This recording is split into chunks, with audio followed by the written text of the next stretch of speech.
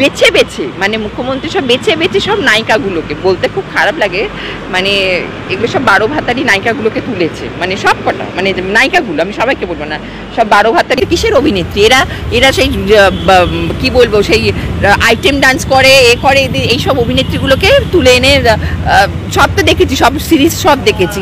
সুতরাং এই অভিনেত্রীগুলোকে এরা তুলে এনেছে, তুলে এনে এরা বসিয়ে দিয়েছে সাংসদে। তা এই অবস্থা হবে না তো কি হবে? আমি বিশেষ করে এই জিনিসটা ভীষণ অপছন্দ করি যে রাজনীতিতে এই নায়িকাগুলোর মানে মানে নায়িকাগুলোর মানে ধুমধুমাধুম আমি একদম পছন্দ করি না, আমি একদম অপছন্দ করি নায়িকাগুলোর। এরা অ্যাকচুয়ালি টিআরপি নিতে গেছে আর ভাবলে একটুখানি যাই ঘুরে আসি বেরিয়ে আসি। অ্যাকচুয়ালি এরা না পাবলিকের দুঃখটা বুঝবে না, কারণ যে পাবলিক যেভাবে যারা দেখুন যারা এরকম সেই জলমগ্ন অবস্থায় রয়েছে, যারা আজকে এই ধরনের দিনের পর দিন সাফারিং করছে, তারা সেই জিনিসটা বুঝবে। আর এরা তো সে উপরে 5 তলা বাড়িতে থাকে বা ভালো হয়তো অ্যাপার্টমেন্টে থাকে বা ভালো কমপ্লেক্সে থাকে, এদের তো এইসব কোনো প্রবলেমই নেই। সুতরাং এরা আপনার আমার প্রবলেমে কি বুঝবে? এদের শুধু মাস গেলে টাকাটা ঢুকে গেলেই হলো। কি করেছে রচনা ওল নিয়েছে, ওর ভাতার আছে, ভাতারকে করে খাওয়াবে, রান্না করে খাওয়াবে, তাই জন্য ওল নিয়েছে। কে এখনো জানে না কোনটা কুইন্টাল আর কোনটা কিউসেক। তার এখন আগে আমার মনে হয় প্রাইমারি স্কুলে গিয়ে আগে পড়াশোনা করা উচিত। আর একটা তো মিনিমাম দেখুন, শুধু মুখ খুললেই তো হলো না, মানুষকে একটা তার প্রপার এডুকেশন দরকার। এবার এই সত্যি কথা বলে এই অর্ধশিক্ষিত এই নায়িকাগুলোকে তুলে এনেছে সব, এইগুলো তো সব মানে বোধহয় MA BEd আছে বলে তো মনে হয় না এইগুলোর মানে শ্যালো মানে কি বলবো ভীষণ শ্যালো লিটারেটেড পার্সন যাকে বলবো, এই ধরনের মানুষগুলোকে তুলে এনেছে। তার জন্য এই হবে দেশের এই রাজ্যের এই অবস্থা হবে না তো তা কী হবে? মিমি চক্রবর্তী কী কাজ করেছে? নুসরাত কী কাজ করেছে?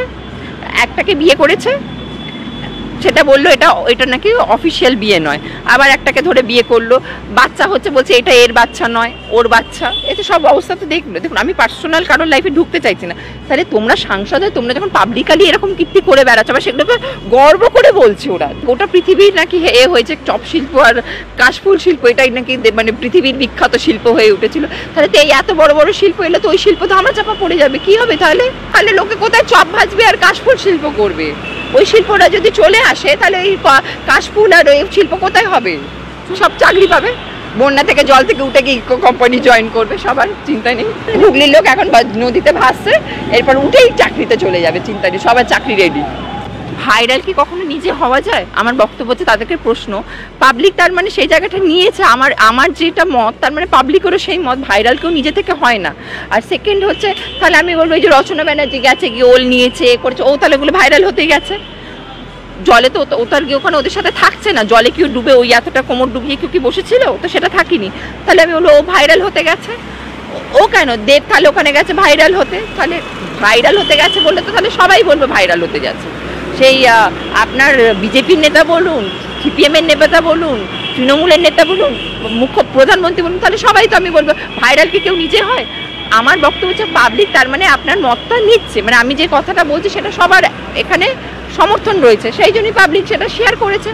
যেহেতু আমি প্রতিবাদ করেছি বলেছিল যে ইনি যৌন সোনাগাছির MLA, তা আমার বক্তব্য হচ্ছে যারা আমাকে বলেছে এই ধরনের সোনাগাছির MLA তাদেরকে আমি একটা কথা বলে রাখি, তোমরা তার মানে নিশ্চয়ই সোনাগাছি রাতে যাও, না হলে কি করে জানলে যে আমি ওখানে MLA অফিস খুলে বসেছি?